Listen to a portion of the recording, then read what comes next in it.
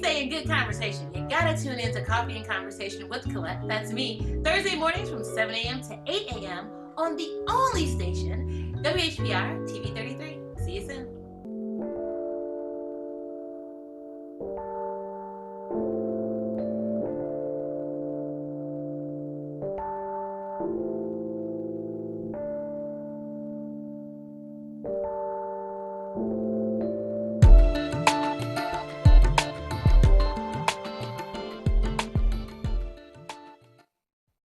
Rise and shine, up and at 'em. It's an amazing new day. It's Friday, and you are officially tuned in to Coffee and Conversation with Colette, and I'm doing my curtsy.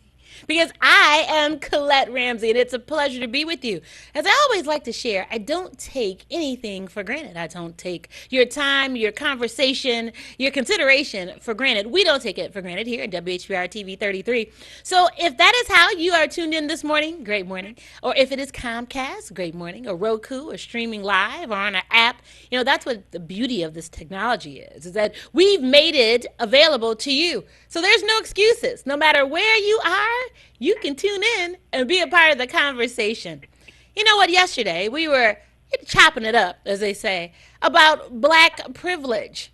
And I asked you all, actually, if it was an oxymoron, if that was the type of two words that you don't even consider that they should go together, black and privilege. Or then I asked you, did you think about the origin of the word as we are entering into this National Scripts Spelling Bee experience? And did you think about the origin of the word? Did you think about who gave us the word? Did you think about where the conversation or the phrase would come from? And I got tickled because I always ask us, be open to listen and learn, not just hear someone.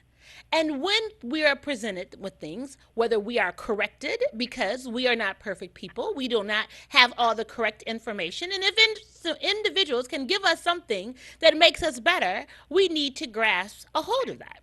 So if you recall last Friday, we were talking to Son of Man, and he outlined that he was deliberate in his conversation, in his words, because he wanted to make sure that he conveyed what he needed to say correctly. And so, of course, I know you all thought about it. I asked you to, and I did. So when I start now, it's like the wordsmith. I constantly think about the words and what they mean and how I put them together so that I can make sure I say the correct things. I can make sure that I convey the message that I want to convey to us in an appropriate manner. And so I was appreciative of it because when I started thinking about black privilege, where does that come from? We were coming off of the Memorial Day observance, and a lot of people, when I had conversations, people would say, oh, happy Memorial Day to you, happy, happy. Well, I was reading an article in the New York Times, and a former veteran said that the truth is people kind of get it twisted. They don't understand the difference between Memorial Day and Veterans Day. That Memorial Day isn't a happy time. It is not a happy time. It is an observance time of for those that we have lost in their commitment to this country, who have lost their lives in the commitment to this country. So it's a somber day.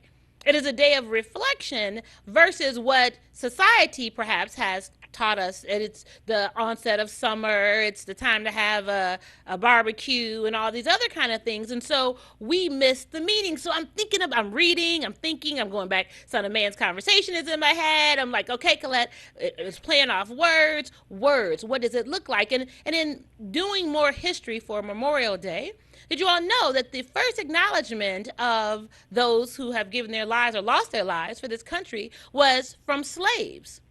Did you all know that? Charleston, slaves. It was a racetrack that they converted into a place, a holding cell, if you will, for the prisoners. And these soldiers, when they would die, they just did massive graves and put all the bodies in the graves. And so the slaves came back to that space, dug up the bodies. It took them weeks to prepare proper burials for them, and had a service. Are you hearing me? Had a service to honor those. And if you recall, there was fights for us to even be in service. But yet again, We are the people then that honor the lives. We are still patriotic and we still have the humanness to us. And so thinking about that, I said, wow. So would we consider that we're privileged? And maybe the understanding of what privilege looked like. And then I did a couple little more research and I came across an article, a book. David Horowitz, I'm pronouncing his name correctly, and he wrote this book and he said, you know what, black folk, maybe the problem is that you use the race card, you use the privilege card because you don't want to deal with the true issues. So you want to say that it's an issue of affirmative action in allowing you to get into educational institutions because your grades aren't good enough. Or you want to say that it's an issue of a fair housing or living in certain areas because your credit isn't the right type of credit. And you want to say then that you're living in poor conditions in the communities and or there's an issue with police serving you in your communities, but maybe it's not because you're black, it's just because you did something wrong. You break the law. And so I said, wow, in the midst of all these interpretations and everything that's been presented to us, do we look at it that way? So, do we say that, wow, all black lives matter? And so I'm going to make you acknowledge that black lives matter, but we consistently kill each other. And let me give you another way to look at it as well. We don't always kill each other literally, we kill each other figuratively in our actions, in our words. Do you realize that? And when we are so adverse to each other and want to be argumentative and confrontational with each other versus listening to what we have to say, because we can all learn from each other.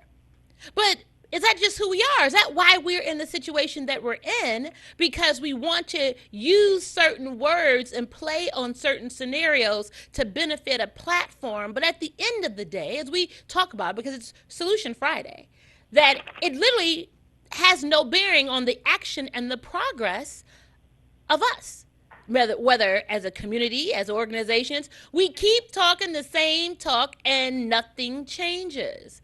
So maybe it's just a platform to say Black Lives Matter, and I'm going to make you all realize that Black Lives Matter. And then we're going to march and we're going to protest and maybe we're going to raise some money, and then I don't know where that money goes, or we don't see what happens to that money, and it's definitely not put back into perhaps this television station, is not put back into the programs that the New Nation of Islam is doing. You know, entities that have real programs, real services. We don't support that. So I just want us to understand, like, where, did I just throw the words arbitrarily out there and say, okay, I wanted you to think about them. It's Solution Friday, and I knew that Son of Man was going to be on. And so I was just thinking, I'm like, oh, I can't wait. I know that you couldn't wait to see what he was going to share with us today. So without further ado, I'm going to bring him in. Thanks so much for being here this morning. Great morning to you, Son of Man. And Miss Ramsey, Thank you. I have what you said, and most of us, we don't think uh, about the word privilege, but it's quite a bit. Okay. And you notice driving is privilege. Mm-hmm. To have a driver's license, it's a privilege. Not the Constitution grants you the right to drive. By law, you have a privilege, and if you pass a test, you can do what they tell you to do when you're out on the road. Right. Now, you look at the privileged class of us. They was called house Negroes. Yes. And the house Negro was given certain privileges that the field Negro didn't have in slavery. Yes. And even right now, you notice a good example. Many of us, we are deceived into thinking that because they allow us to be movie stars and that kind of thing. Right. When I say they, I'm talking about Caucasian people who are in power. Yes. They allow us to walk around posturing and speaking out, as long as our speaking is just approved by them. Yes. They know they have to put some of us out here to represent, in word, represent the frustrations of black people. Mm-hmm. But in reality, when you look at those who do most of the talking and who they have you looking up to, that's all it is talk. Right. There's no real action behind it. It's just like when we called, and I'm using this as an example. Okay. I don't want you to think that I'm not trying to make enemies Right. of the black groups and things that are trying to that people have joined, thinking that they are helping our people. But I want to just give us a little dose of a reality check here. Please. You notice how quiet the NAACP has been about the lynching Mm-hmm. of Dr. Bill Cosby. Mm-hmm. When we called them to ask them why they're not speaking out for him, one of the secretaries or whatnot gave us a brush off by saying he has money, he can defend himself. Wow. What kind of thing is that to say when you're supposed to be an organization to keep injustice from happening, injustices from happening to us? Yes. Yes. Well, that's a privileged class Mm. of our people to that kind of like in that movie about the vampires. What's that? Underworld. Okay. The the the vampires created a privileged class of werewolves Okay. to defend them and to keep uh, to keep the other ones in check. Okay. Keep the other uh, werewolves in check. All right. And so the you look at that story, Mm-hmm. and you look at what they did with you know our leaders. Yes. They, when you know anything, white people done put some black man on television and telling you he's speaking for you and me. That's And right. you and I never even question where did he come from. Right. And sometimes we follow him all the way up. Mm-hmm. It's just like, I remember when the Honorable Elijah Muhammad was here, and Martin Luther King, they nurtured him all the way up. He was a very bright young man. He wound up in college by the time he was 14, Yes. and they thought they had prepared him to help lead you and me into more secure shackles. But Martin Luther King, when he visited the messenger, he woke up, Right.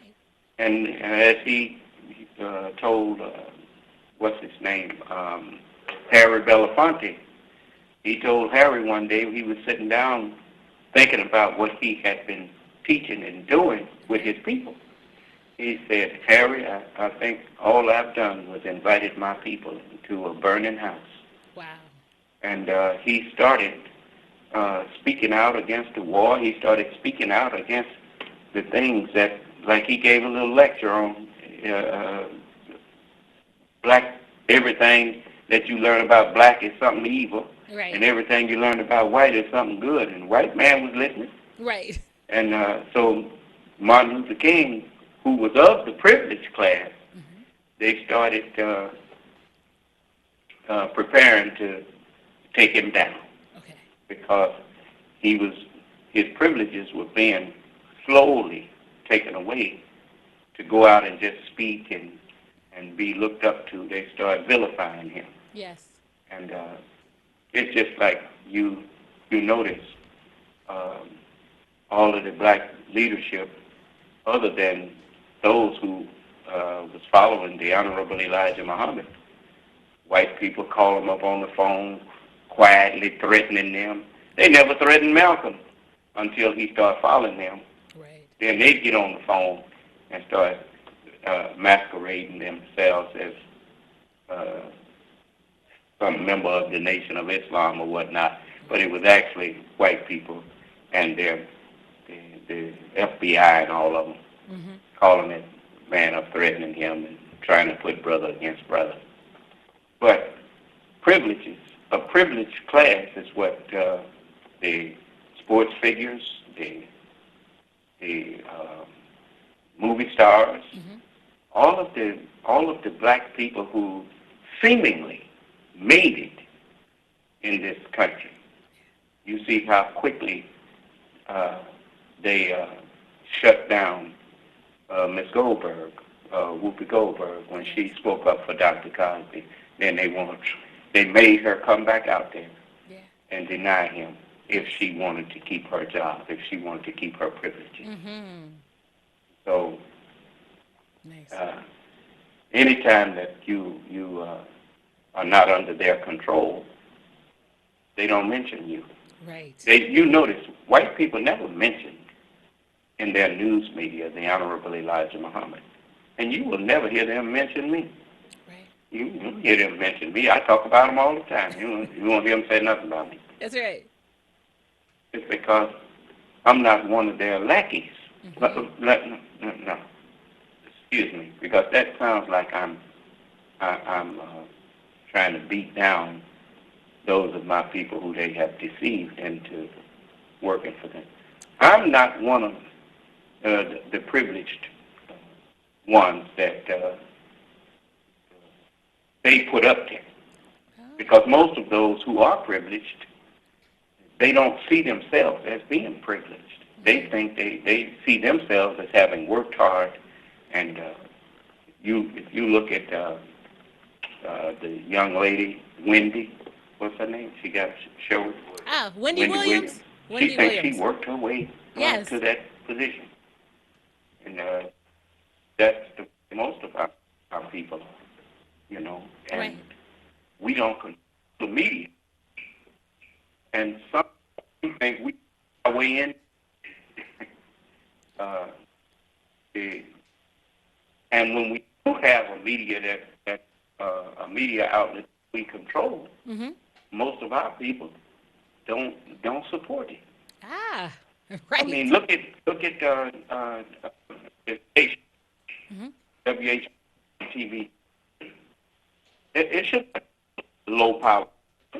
Right. WHCR and TV 33 should be able to compete with all of the other CBS and all of them, as many black people as it is, and yet that brother have to struggle to keep his doors open and keep his prices where his people can come in there and truly afford to speak their mind and convey their true sentiments instead of come out there making a speech Right. that was given to them to Right. say. Uh,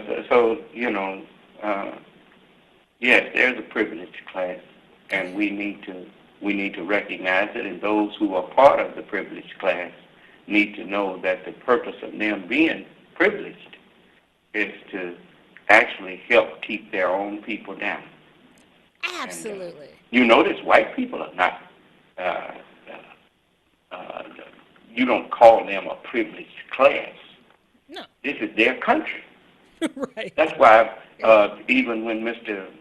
What's the brother Bundy, Oh, when Ted Mr. Bundy. Cliven Bundy Yes. didn't like what the government was doing to him, other white people got together and they stood up against the government, and the government recognizing that, hey, we can't go out here and shoot our own people down.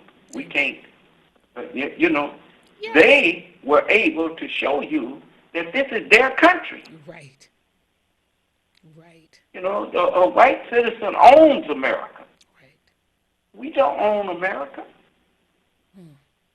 And when we remember that, then we realize that we are the true privileged class. They give us, and when privileges are given to you, they can be taken. Yes. But anyway, Yes.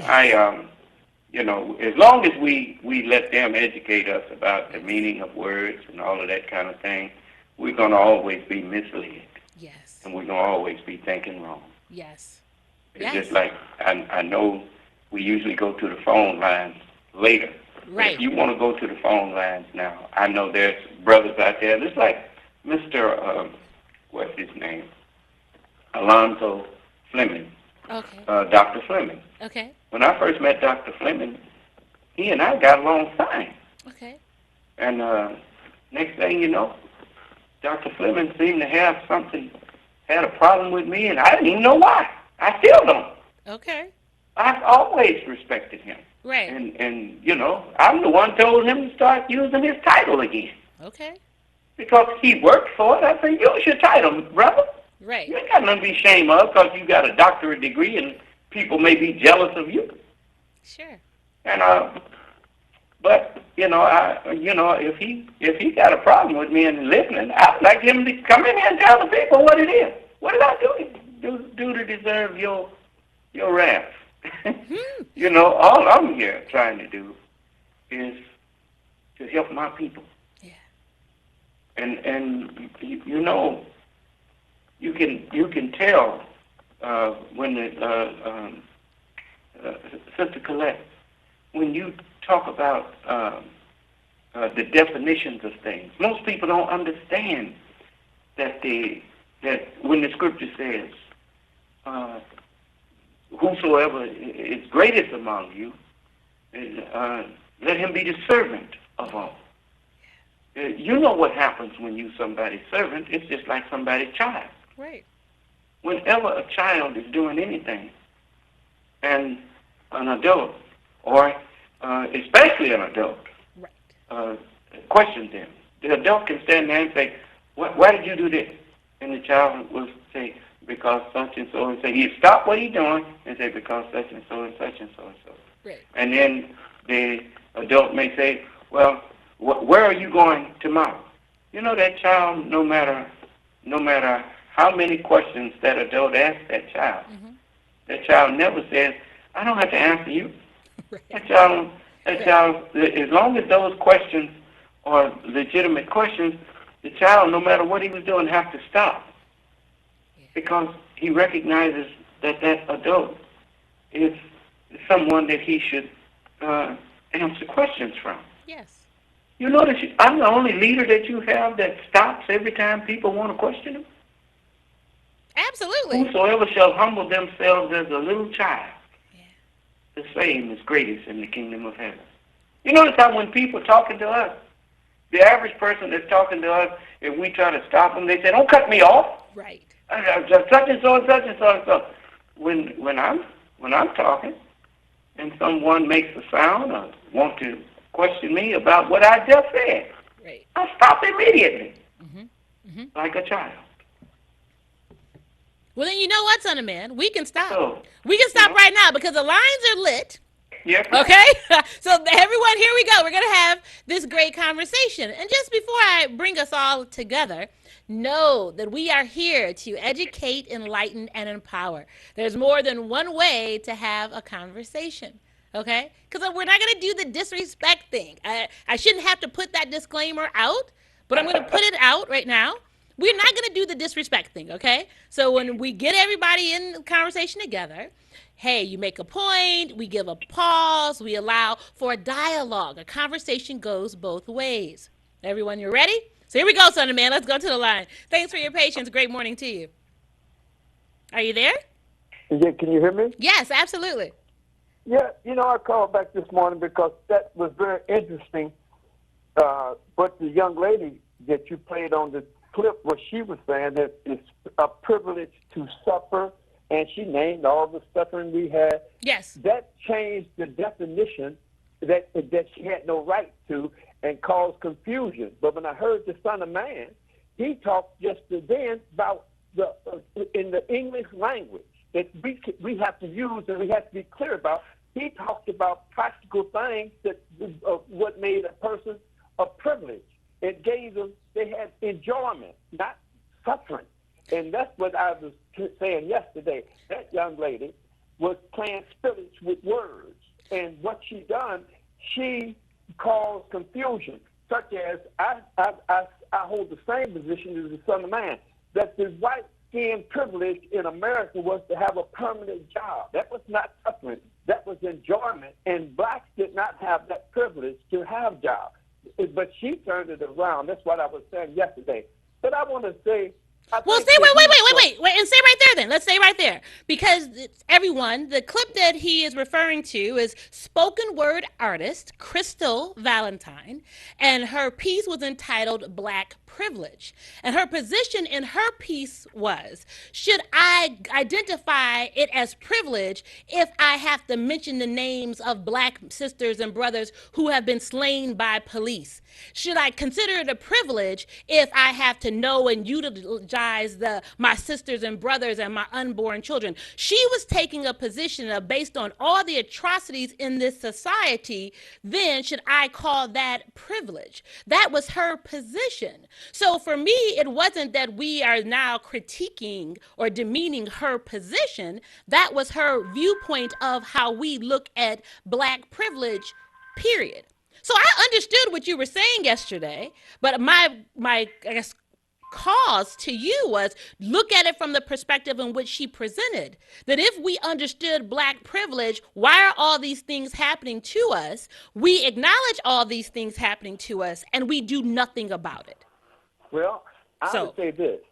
I've been in. I'm 76. okay. I've been in every movement since I was very young, Sure. and I've seen, not read, I've seen that type of discourse to be confused at different points of history, instead of talking about privilege from the English language that we live in, then to turn it around and try to use reverse that. Do we have a privilege to suffer? That totally is totally give a new definition to the word privilege, and that causes confusion. Because if I go in school and I look at the dictionary, it says just what the Son of Man said. It says it's enjoyment. It has, and I'm looking at this dictionary now. Right. Let's stay right there. So you're looking at the dictionary that was created for us by the majorative group. So you're looking at a Webster's dictionary. We can't change that. I'm sorry? You when you go to college, you went to college. Absolutely. If they asked you what privilege was, if you didn't do it from the basic standards in this country according to language, you would fail. You couldn't use that on your job. Sure. Use that. Well, let me ask you this. On that point, you were confused because you made the point that she was confusing. Well, you chose the word confused, so you were confused because you didn't understand her positioning in the piece. Is that correct? No, I understand. Okay. I told you what her definition was. The definition to privilege was our suffering. And so that's what she was saying. Our suffering is not a privilege at all. Yes. But let me say this last thing. Please, go ahead. You know, Dr. Martin Luther King Jr., like all great leaders, when you read history on every continent, when people get tired of conditions, they express it in many different ways. It's the masses of people who makes revolution in all countries.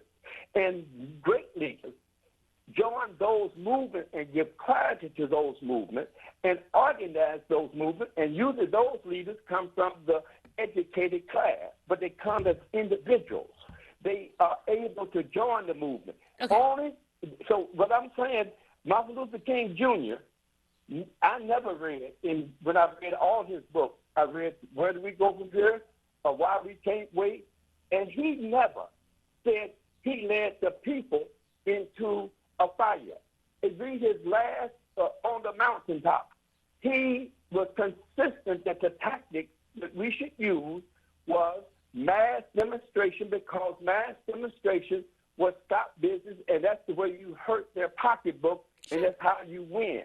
And he was in line with the movement of this country. That's how we got Social Security. We didn't get it through great presidents and Congress. Okay, well, stay right there. Stay right there for a minute, because I'm going to interject, and then I want Son of Man to interject.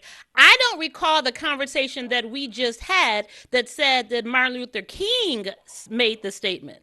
It was, and I'm not trying to speak for Son of Man, but I believe that Son of Man said it was Malcolm X who said that he felt like he was leading people to the fire. Son of Man, I can't speak for you, but it was. What actually it was is Harry Belafonte Uh, it's online. You can go online and hear Harry Conte talking about Dr. King, and he said that Dr. King, when he walked up to him and saw him looking down and dejected, uh, that Dr. King told him that Harry, he said, I'm afraid all that I have done was invited my people into a burning house. Okay. And the reason uh, I didn't just take it because Harry Belafonte said it. Mm-hmm. I believed it because Dr. King had met with the Honorable Elijah Muhammad a couple of times, and they were planning a convention together. Unless you saying the Honorable Elijah Muhammad was lying when he said that he and Dr. King were planning a convention. He also said that Dr. King, he said that he went down where they were supposed to have a convention together. He said, he agreed with me, and I agreed with him to agree with me. Not in his way, he said, but Dr. King, he woke up right away, and he agreed with him that all white people are not, some of them is not as evil as others. Okay. He said, Dr. King said they all from the same stock. And so Dr. King was changing his thoughts on what direction he should go.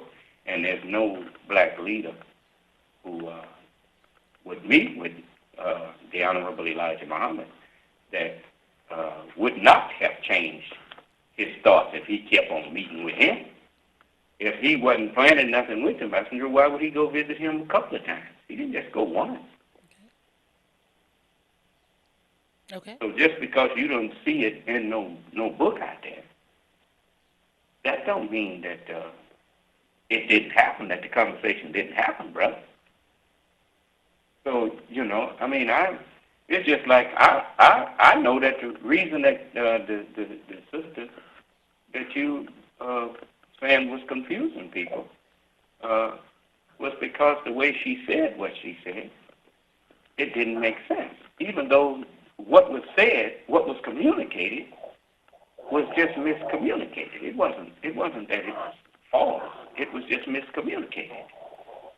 Because me personally, I consider it a privilege to suffer whatever I have to suffer to help my people. Those of my people who trust me to lead and guide them, they give me that privilege to do so. And just like the Honorable Elijah Muhammad, he considered it a privilege to help us. Okay. That it was by our permission. He couldn't help us if we didn't let him.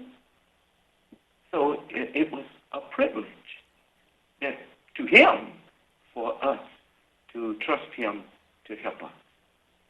The reason all you hear us do is complain is because the average one of our people is like the person when they go to the physician. All they can do is complain about the pain that they are in. Right. The one who hears their complaint is the physician, the doctor. Mm-hmm. He's supposed to do something about it. Well, the leadership is supposed to understand what you're complaining about and know the remedy to it. But we have been going to the privileged class that white people created and gave privileges if they want to be in the news media, if they want to get paid and whatnot. Then they just go through the motions of leading you, but they always go back behind closed doors and check with boss and check with the one who handles them and pays them for what they should do next. And as long as we follow those kind of people, we're going to stay in the condition that we are in.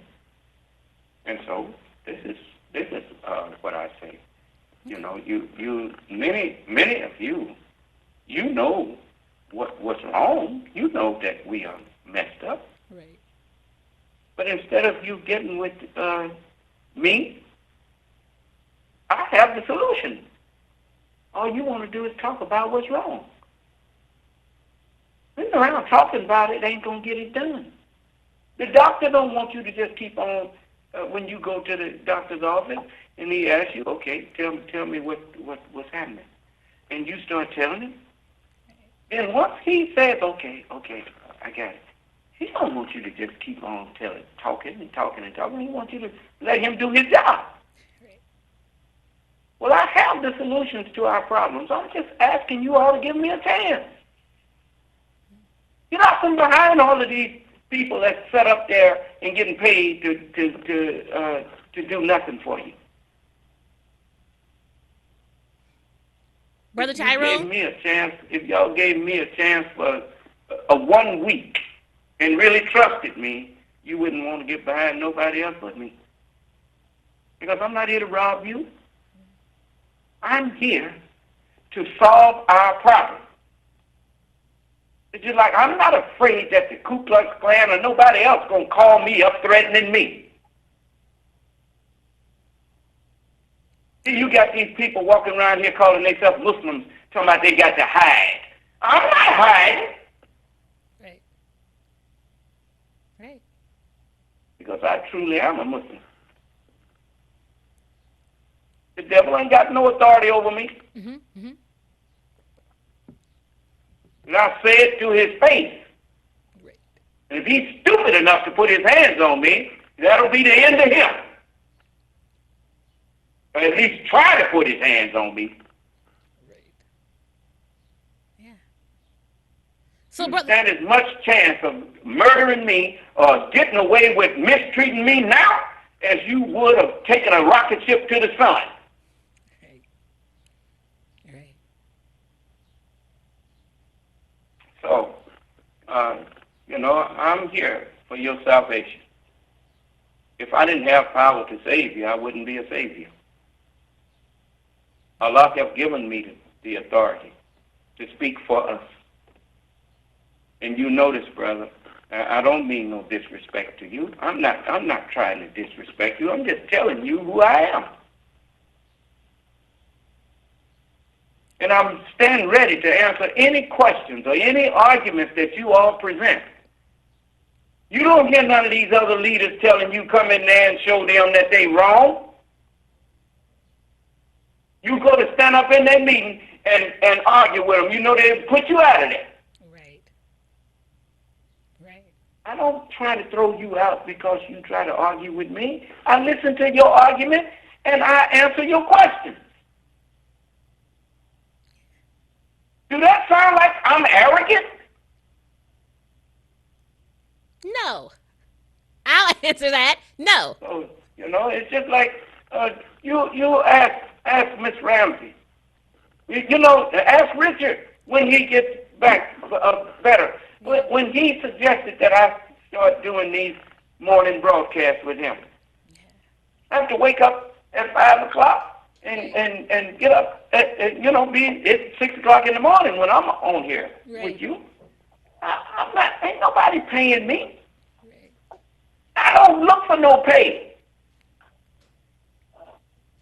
All I want to do is help my people. Yes. And if you would let me, I will.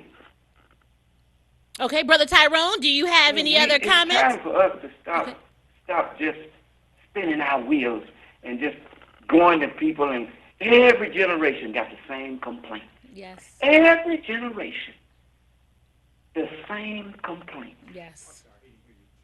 That's because we have not had the right leadership. And when we had the right leadership, we threw it away.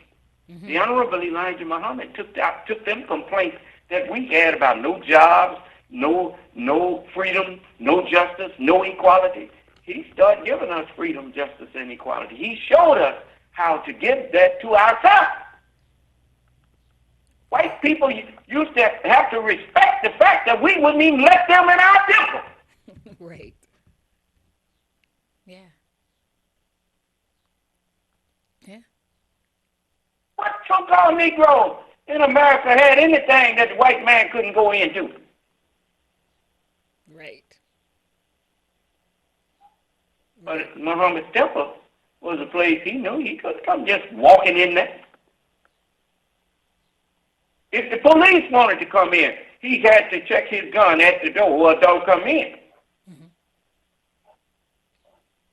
And since they couldn't give up their guns, they didn't come into our meeting. They stood on the outside.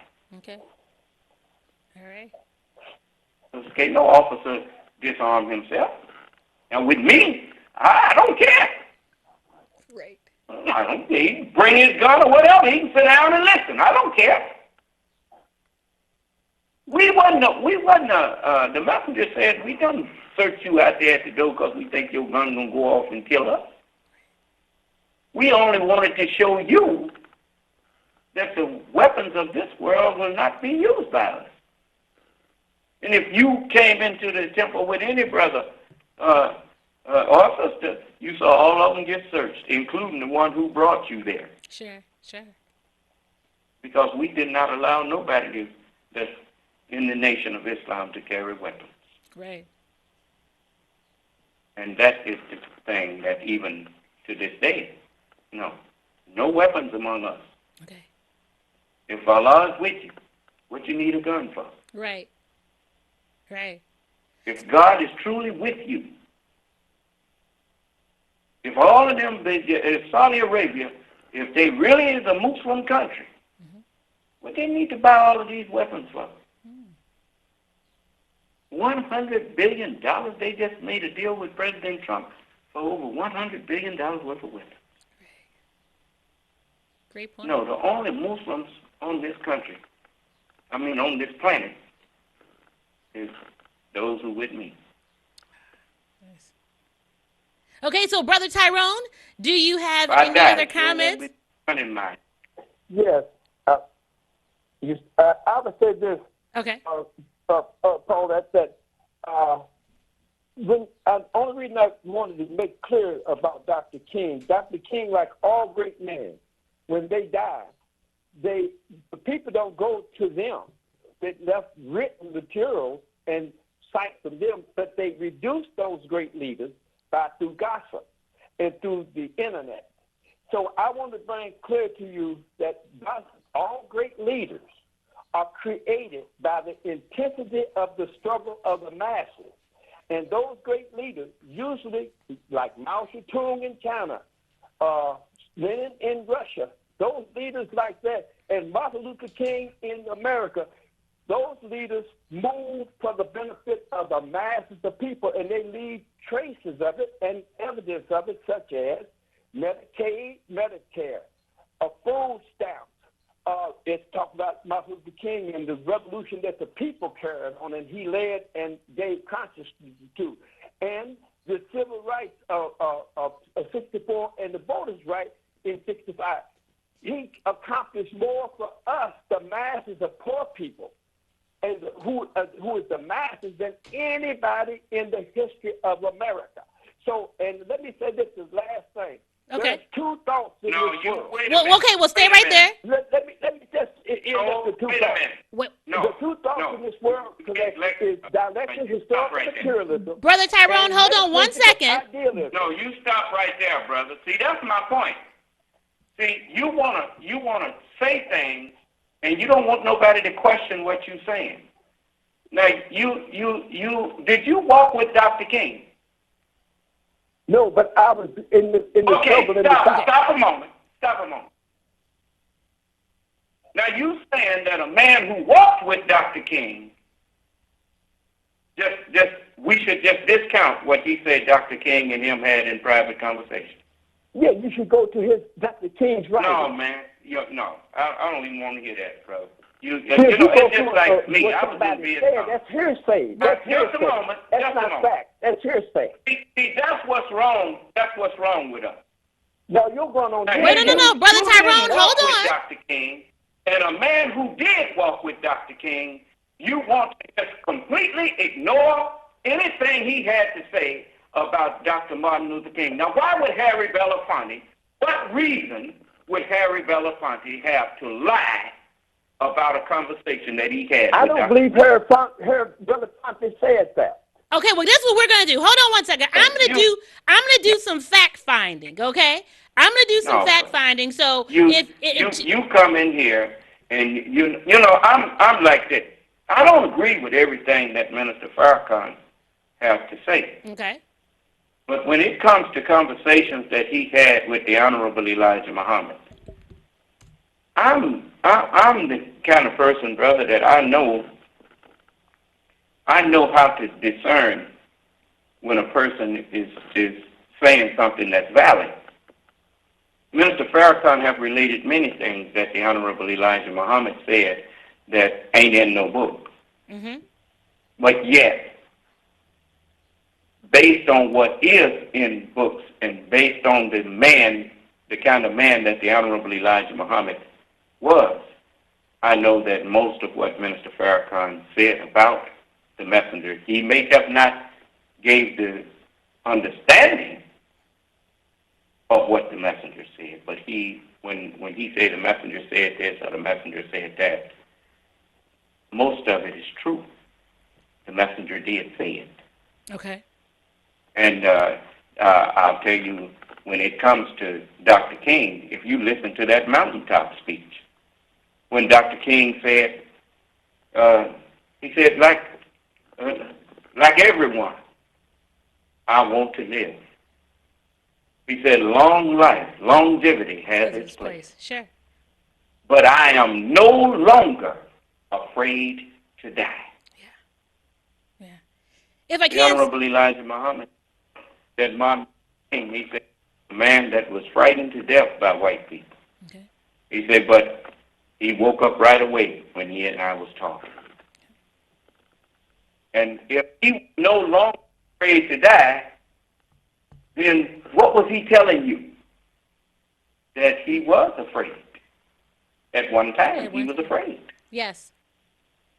Yes. Then what took the fear out of it? Yeah. You see, you sit up and you make all of these statements, brother, and the reason that you are more educated by white people than you care to admit, because that's the way white people, they say something. That's the way they taught us. They just talk at us. They don't want to talk to us. They talk at us. And they just, one false thing or one erroneous thing after another. Right. If a man telling you the truth, man, he don't care about you stopping him to question him about what he just said. Yeah. But when you all be talking and someone want to question you and say, wait a minute, man, what you mean? You said, no, don't cut me off. I just want to say this one more thing. No, brother. No. That's not a learning situation there. That's a situation where you want to just put some propaganda out or just want to program people. I don't program anyone. Right. And I'm not nobody program. Yes.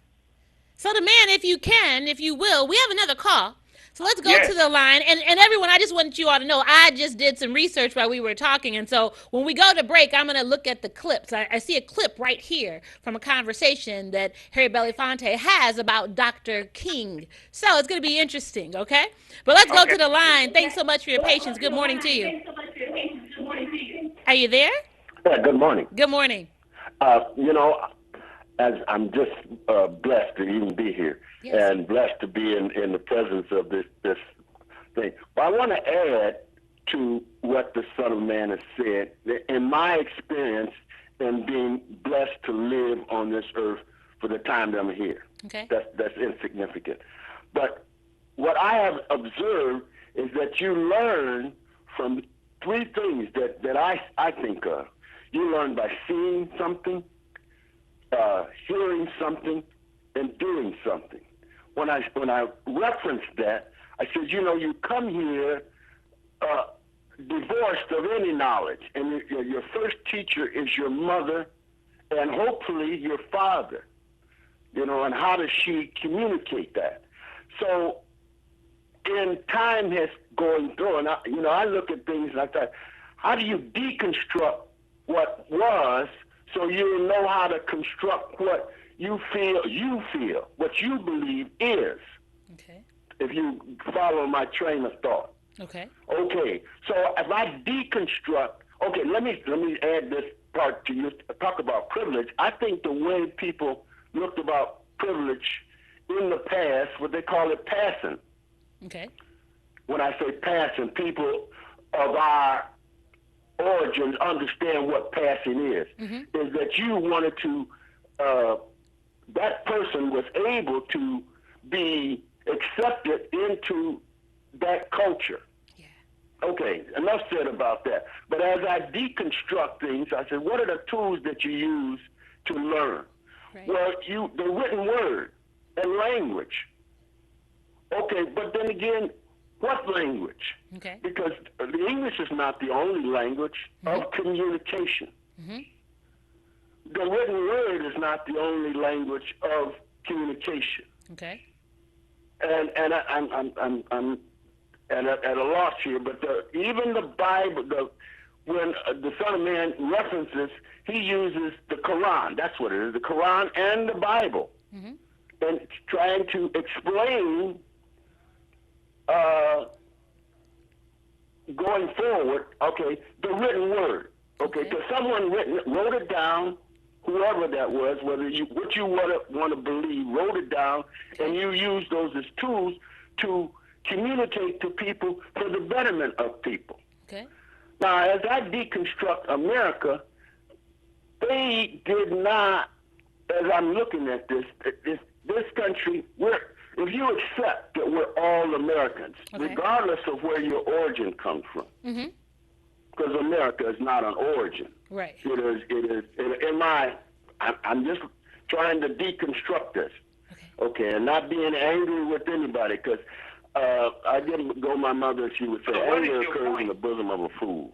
Okay. And no one wants to be a fool. So you know what? So stay right there, sir, if you will. This is what we're gonna do. You know, our time. Wait, give me 1 second. Our time is coming to an end. Interesting on this segment. I'm gonna ask Son of Man, if you can, to give us a summation. I know he's always open to considering and moving this conversation into this evening time. His personal time, he's always open and presented the opportunity for us to call in, to speak with him, to continue the conversation. So, Son of Man, can you give us a wrap up? I mean, man, our time has just flown. Yeah. I was just, brother, I want to tell you. You said something earlier. One of the things you learn by is doing. And if you think, I'm always curious to those who want to advise us. What are you doing? I can't hear you. Okay. I'm going to have to shut off the phone. Okay. Those of us who you said by doing. I mean, how in the world advise us on anything if you're not doing something that shows you that your advice is worth following? Don't experiment on us. Even in this world, before they let you use medicine on human beings, you experiment on animals. You don't come in there and experiment on people.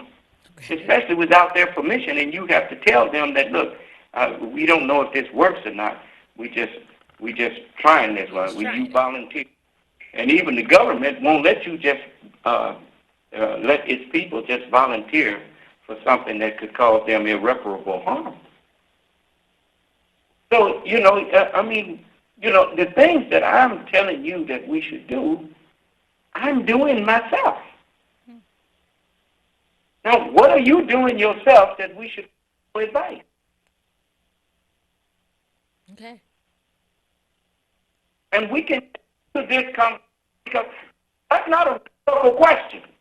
I want you to come in this evening, and I would be more than happy to have that conversation with you. Okay. And we have something that goes on for hours and hours, and I can take it as long as I want because it's in a conference room. And even when we go off the air, I can continue the conversation with you. We online, and the whole world is listening. And so, I'm not trying to front you, but I'm not going to let you front me either. All right. Now, don't come in here giving us advice just to experiment, your experimental advice. We need facts now. Okay. And if you're not doing anything, stop advising people. Okay. Okay. And if you're doing something, show us. Great point, son of man. Ms. Ramsey, thank you Yes. for No. having me Thank on and you. being patient Are you kidding me? with us. It's perfect because again, Thank you for creating where we can these kind of yes. instead of talk shows. Yeah. Yes. You know. Yes. Well, it's a privilege, son of man. It's a privilege for us all to be here on WHPR TV 33. And as you said in the onset, this is a platform that allows us to speak our minds, that doesn't give us a cue card and we have to read from it. And maybe at some point, maybe we won't appreciate it until we don't have it anymore, potentially, because normally that's how we work, versus valuing what the essence of it is right now, that we can speak freely. That we can have these conversations to make us better and we're not told what to say and what to do. That's a privilege. So maybe it takes us back to where we started the conversation. And you all know you can continue that conversation tonight with the Son of Man, the New Nation of Islam. You can follow the New Nation of Islam online. All the information is there. I tell you all, I'm going to tune in. I think you all should tune in. It's information that makes us better. And as the Son of Man has said, and what we've always said on this show, that at the end of the day, if you keep doing the same thing and you get the same results and you think you're going to get a different result, it's called insanity. And maybe we're just the dog chasing the tail and we really don't want to change. So you have to ask yourself that. Son of Man, thank you so much. Look forward to tonight. And of course, look forward to our time next week. Yes, ma'am. Absolutely. Thank you. Everyone, I don't want you all to go anywhere. We're going to take a quick break. I'm going to look at this clip because I definitely want us to make sure we have information and make sure we have the right sources of information and a point of reference. So our 8 o'clock hour is upon us. We're going to continue with the conversation. We'll be right back.